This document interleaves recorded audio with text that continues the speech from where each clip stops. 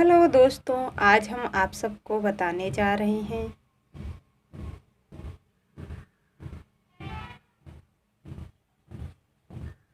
जब सैया की कमाई हुई तब मायके वालों की बड़ाई हुई।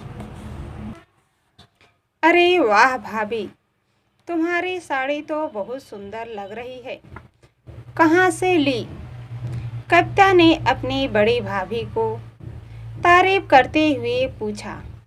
मैंने नहीं खरीदी दीदी, मेरे भैया ने दिलाई थी, मेरे भैया के जन्मदिन पर। वैसे भी आपको पता है कि मेरे बच्चे मेरे के ज़्यादातर कपड़े मायके से ही आते हैं। सुमन अपनी ननद और देवरानी की ओर देखकर सेखी बघारते हुए बोली, अरे वाह, आपके भैया बहुत तो अच्छे हैं। कुछ सीखो अपनी भाभी से। कविता मौके पर चौका मारती हुई बोली। अपनी नंद की बात सुनकर छोटी भाभी राखी मुस्कुरा उठी। हाँ हाँ दीदी, कहो ना अपने भैया से, दिलवाए आपको भी। मैं कौन सा मना करती हूँ। हाँ, मैं भाई बहन के बीच में पड़ने वाली नहीं। वैसे भी मेरे भैया दिलाते हैं, भाभी नहीं। सुमन बात बनाते हुए बोली, अरे भाभी कोई बात नहीं, मैं तो मजाक कर रही थी। लेने देने से नहीं, आपसी प्यार से ही रिश्ते बनते हैं। जब मेरी भाभियां भी मेरी सेवा पानी और लेन देन में कोई कसर नहीं छोड़ती तो भैया से क्यों कहूँ। कविता हंसते हुए बोली, हाँ वो तो है। सुमन कंधे उचकाते हुए बोली। तभी सुमन का 8 साल का बेटा दौड़ता हुआ आया। ड्राइंग में आया और अपने हाथ से पकड़ा हुआ नया महंगा फोन अपनी मम्मी को देते हुए बोला, मम्मी क्लास शुरू होने वाली है, लेकिन देखो ना, अभी तक लिंक नहीं आया। सुमन ने हाथ में फोन लिया और बोली, ला मुझे दे फोन। मैंने कहा कि पुराने फोन से क्लास लिया कर, इसे भी उसी तरह खराब कर देगा। यह तेरा मामू ने मेरे लिए दिया, तेरे लिए नहीं। चल अब ले, इससे ही क्लास अटेंड कर ले। सुमन ने उसे क्लास का लिंक ओपन करके फोन देते हुए कहा, आप कह रहे थे दीदी कि मैं व्हाट्सएप मैसेज का आंसर नहीं करती। कहाँ से आपके भतीजे ने मेरा फ़ोन खराब कर रखा था। जब भाई ने मेरे फ़ोन की हालत देखी तो तुरंत मुझे नया फ़ोन खरीद कर दिया। मैंने मना भी किया तो इतना महंगा फ़ोन रहने दे, क्या ज़रूरत है, लेकिन माना ही नहीं। बोला इसे रक्षाबंधन का गिफ्ट समझ कर रख लो। उसने इतनी मनुहार से दिया, मैं तो मना ही नहीं कर सकी। सुमन फिर से डींगे मारते हुए बोली, अच्छी बात है भाभी, वैसे भी जब से ऑनलाइन क्लास शुरू हुए हैं तो फ़ोन बच्चों के कब्जे में ही रहता है। चलो अब आपके पास 2 फ़ोन होने से कम आप हमारे व्हाट्सएप मैसेज तो देख लिया करोगे। हाँ हाँ बिल्कुल, अच्छा दीदी, देख आऊँ वह शैतान क्लास ले रहा है या नहीं। फोन में गेम खेलने लगा, कहकर सुमन ऊपर चली गई। हे भगवान, यह भाभी भी ना कितना फेंकने लगी। कविता अपने सिर पर हाथ रखकर लगभग हंसते हुए बोली। उसकी बात सुनकर छोटी भाभी किसी तरह अपनी हंसी दबाते हुए रसोई में चली गई। कविता सही तो कह रही थी। सुमन कविता की साधारण घर से थी। उसकी शादी को लगभग 10 साल होने को आए और अपनी शादी से लेकर उनके हाथों बच्चों के होने तक शायद ही कोई ऐसा कपड़ा उसे उसके मायके वालों ने दिया जिससे वह पहनकर कहीं बाहर जा सके। वह सुमन का ससुराल मानी। कविता का मायका भी कोई इतना संपन्न ना था। लगभग दोनों की हैसियत बराबर थी। ससुराल में सास ससुर के अलावा 2 भाई और एक बहन कविता थी, जिसकी शादी उनके साथ ही हुई थी।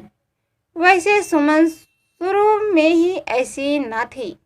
हाँ, जब से घर में देवरानी आई है, उसके पति की प्रमोशन हुआ, तब से उसकी आदतों में भी बदलाव आ गया।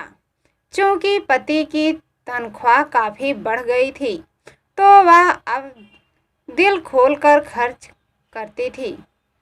पिछले 6-7 सालों में उसकी जो इच्छाएं दबी रह गई थी, उसे पूरा करती है।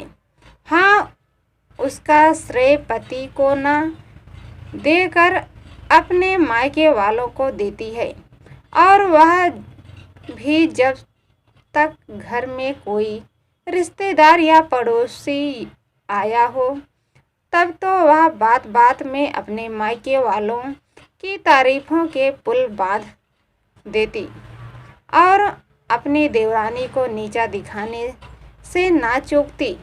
ससुराल वालों को तो उसके मायके वालों की हालात पहले से ही पता था, लेकिन देवरानी उसकी ऐसी बातों को सुनकर पहले बहुत दुखी हो जाती थी, क्योंकि वह भी साधारण घर से ही थी। लेकिन धीरे धीरे उसे अपनी जेठानी की असलियत व डींगे मारने की आदत का पता चल गया था। लेकिन वह अब उसकी बातों को ज़्यादा मन से ना लगाती।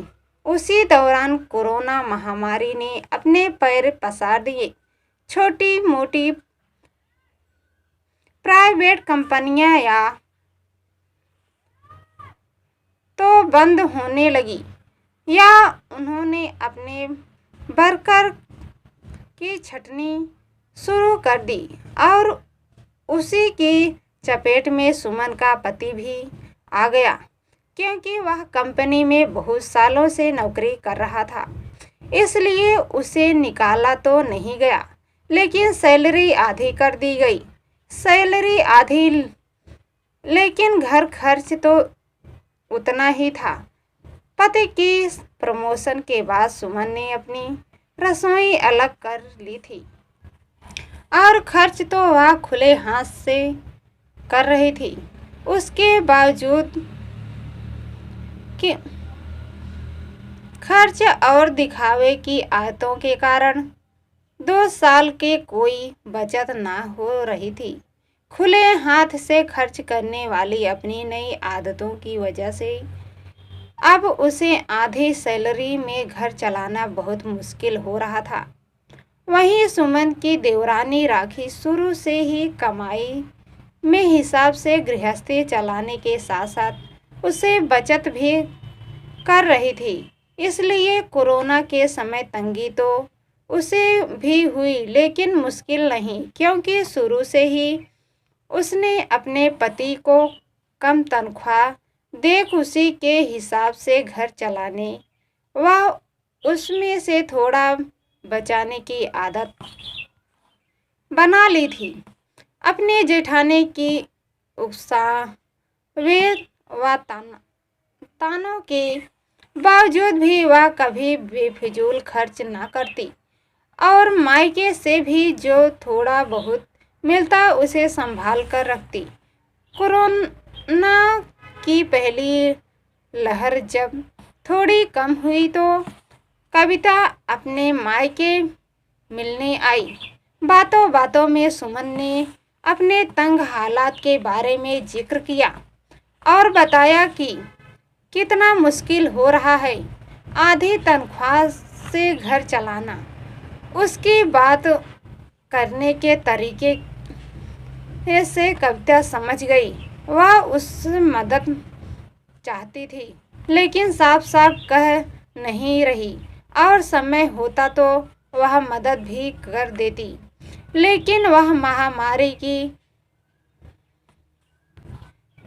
दबाव सब पर गिरी थी, चाहे कम या ज़्यादा। और वैसे भी सुमन को उसकी दिखावे व बेफिजूल खर्चों की आदतों से होने वाले दुष्प्रभाव का एहसास कराना जरूरी था। कविता बोली, भाभी आपने इतनी तंगी सही क्यों? अपने हालात के बारे में अपने भैया से क्यों नहीं कहा? जब बिना कहे वो आपकी मदद करते हैं, एक बार उनसे कहकर देख लेती। इतना अच्छा भाई है अपना, उसके बावजूद। कविता की ऐसी बात सुनकर सुमन से कुछ कहने ना बना। डींगे मारने व दिखावे की आदतों से जाल में वह खुद ही फंस गई। कविता यह बातें तो कहना नहीं चाहती, लेकिन सुमन को उसका गलती करवाने का भी जरूरी था, जिससे वह भविष्य में अपनी आदत सुधार सके। हाँ भाई मदद करने के लिए तो तैयार था। आपको पता है इस बीमारी ने अच्छे अच्छे को तोड़ रखा था। इस समय तो उसको भी पैसे की जरूरी थी, तो मैं किस मुंह से? सुमन लीपापोती करते हुए बोली। हाँ भाभी सही कह रही हो। आप जैसे हालात आपके भाई के हैं वैसे ही हम सबके हैं। यह बीमारी तो हमें अच्छे से सबक सिखाया। भविष्य में क्या हो जाए कह जरूरतों की पूरी करो, लेकिन बेफिजूल खर्चे से बच सको। दीदी आप सही में इस महामारी ने सच्चाई का आईना दिखा दिया। कविता तो बस यही उम्मीद कर रही थी कि इस महामारी से मिले सबक से शायद उसकी भाभी अपनी दिखावे भरी आदतों को छोड़ जीवन में आगे बढ़े। दोस्तों हमारी कहानी पसंद आए तो चैनल को सब्सक्राइब कर देना, बेल आइकन पर क्लिक कर देना, लाइक एवं शेयर कर देना।